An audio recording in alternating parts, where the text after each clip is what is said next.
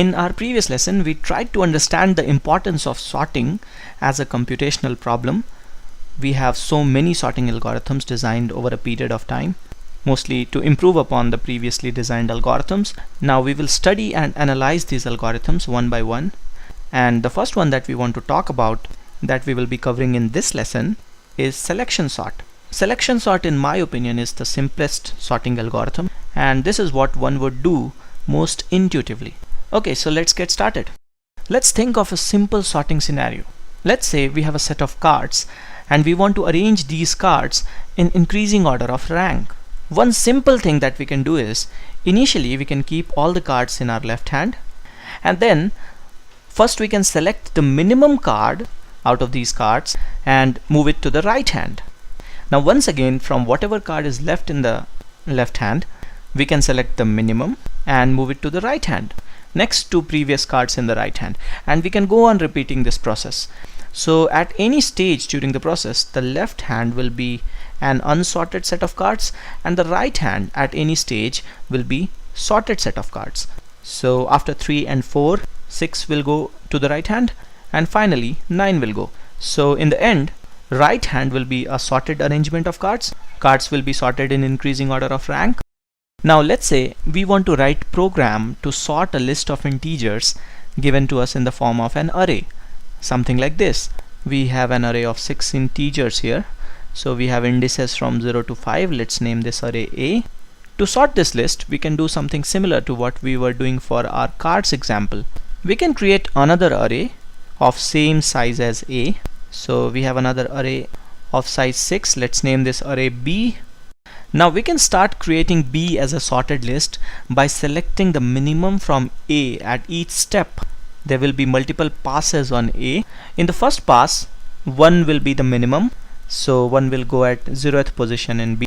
Now there should be a way to mark that 1 has already been selected, so it is not considered the second time. One way to do this can be, we can replace the selected element by some very large integer that is guaranteed to be the maximum in the array at any step. We can choose this max to be something like the largest possible value in a 32-bit integer. And now we will scan A again for the second largest element that will go to the 1th index in B. That element will be 2. So 2 again will be replaced by max, and now the minimum is 3, and we will go on doing this until all the positions in B are filled.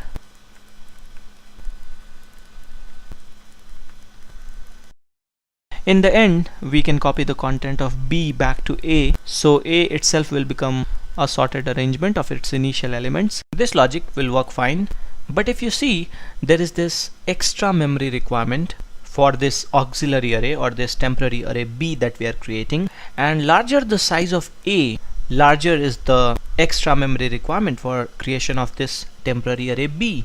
So this is not an in-place sorting algorithm. An in-place sorting algorithm takes constant amount of extra memory for sorting a collection. In this case, the amount of extra memory will be proportional to the size of the input array A.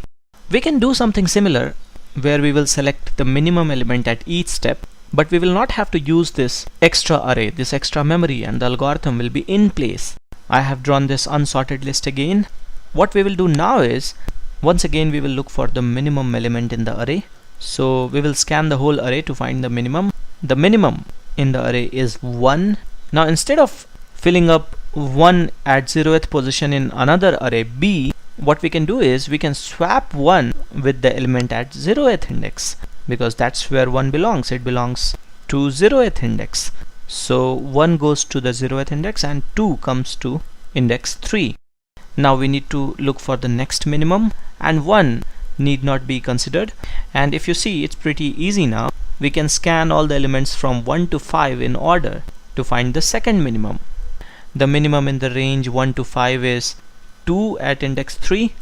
Now 2 deserves to be at position 1. So what we can do is we can swap 2 with the element at position 1, which is 7. This is how things will look after swapping. So second minimum goes at second position, which is index 1, And now we have to look for the next minimum in index range 2 to 5. So as you can see, in each pass we are finding out the element that should go to a particular position, and at any point during this whole process the array is divided into two parts. Some part of it is sorted, so the cells in brown here are sorted. With each pass we add one more cell to the sorted part, and eventually the whole array will be sorted. The minimum in the range index 2 to 5 is 3, so 3 needs to go at position 2, so it needs to be swapped with 4. Now we are sorted till position 2, and we will go on like this. 5 is at its appropriate position, it does not need to be swapped. If we have n elements, after n minus 1 passes we will have only one more cell left, so that anyway will be at its appropriate position. So finally our list is sorted. This particular in-place logic of selecting the minimum in each pass and putting it at its appropriate position is selection sort algorithm. Let's now quickly write pseudocode for this algorithm. We will write a function named selection sort that will take the array and the number of elements in the array as argument, and the logic will go something like this.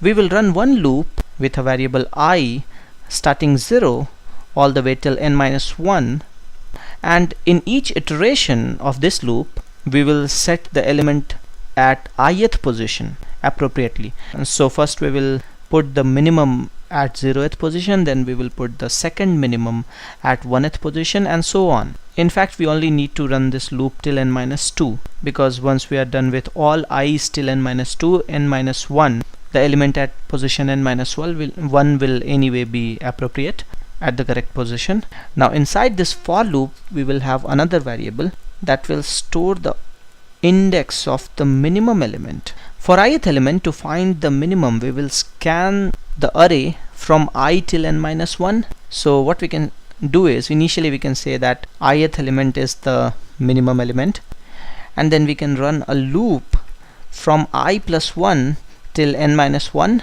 and while scanning, if we find any j that is having an element which is lesser than the current minimum, we will update this particular variable I min, and when we will come out of this second for loop, I min will have the index of the minimum element. Now we will have to swap it with element at ith index. We will do so using a temporary variable, and this is how our function will look like. I'll quickly run this logic in a real C++ program. I have written this function selection sort. In the main method I have created an array of 6 elements. This is the same array that we had picked up as example, and then I'm calling the selection sort function, passing the array and the number of elements, and once I sort the array, once I have sorted the array, I'm printing the elements. When I run my program, this is the output, so this seems to be working. The time complexity of this algorithm will be big O of n square. We can quickly see how. The running time is the total running time of all the statements. Let's say this particular statement will take some constant time c1 to execute. Let's say these statements will take at max c2 to execute.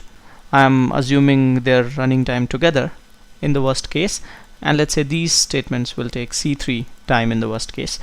This particular statement will be executed exactly n minus 1 times. This will also be executed n minus 1 times. This set of statements, this set of 3 lines, if we try to calculate how many times these 2 lines will be executed, it will be n minus 1 for I equal 0, n minus 2 for I equal 1, n minus 3 plus I equal 2, and this will be an arithmetic progression. We will go till 1 for I equal n minus 2, and this will only be equal to n into n minus 1 upon 2. So overall time taken will be something like this, and if we will evaluate this, this will be some polynomial like an square plus bn plus c, where a, b and c will be some constants in terms of c1, c2 and c3, and whenever we have a time expression like this, it belongs to the set big O of the highest order term in the polynomial. So this particular polynomial belongs to the set big O of n square.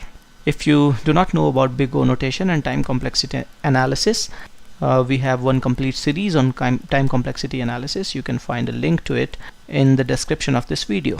Selection sort is a slow sorting algorithm. Big O of n square is not the best running time for a sorting algorithm. So this was selection sort algorithm and its time complexity analysis. We will discuss more sorting algorithms in the coming lessons. Thanks for watching.